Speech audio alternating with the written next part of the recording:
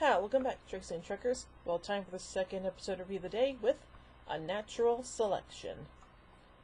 The Federation Starship Enterprise, under the command of Captain Jean-Luc Picard, receives a distress call from USS Lantry and arrives at the ship's last location to find it adrift.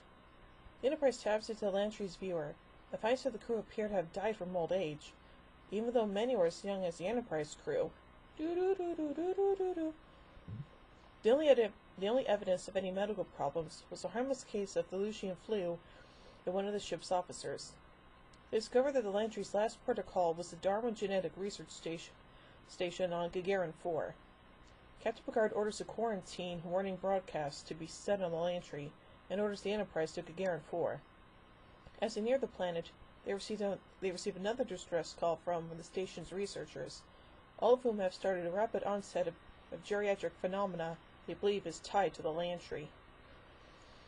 When the Enterprise arrives in orbit, the research team's leader pleads to have the station's genetically engineered children brought aboard, asserting that they are safe, as they have been in isolation from the rest of the station. Picard is concerned with exposing the Enterprise to the same phenomenon that is affecting the station, but allows Chief Medical Officer to have one of the children beamed aboard, encased in styrolite, which shields the rest of the ship from possible contamination.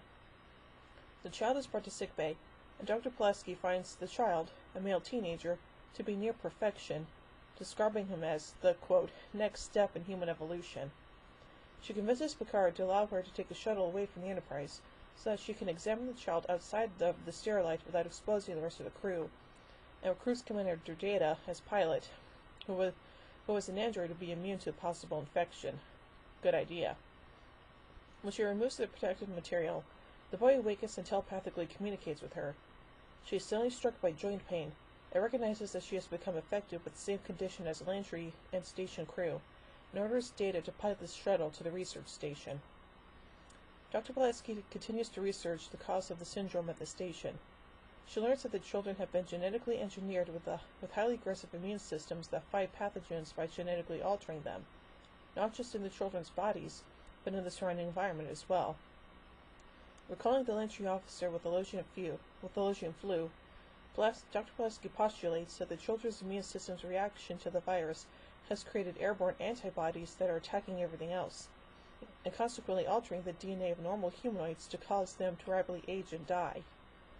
With this information, the crew of the Enterprise determined that the transporters can remove the antibodies and recode an infected individual's DNA to normal, but with only a previous biopattern of that individual.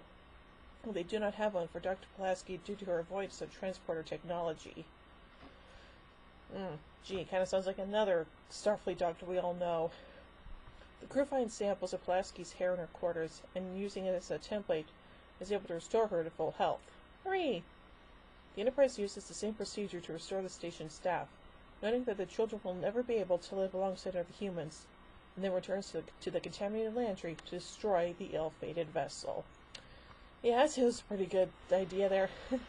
So overall, I say this was a pretty interesting episode, and well, using a transporter to turn someone back to normal has been done before, but I like the way it's used in this episode.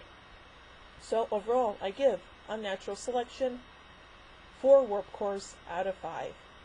Well, join me a bit as we take a look at A Matter of Honor. So, until then, live long and prosper, everybody.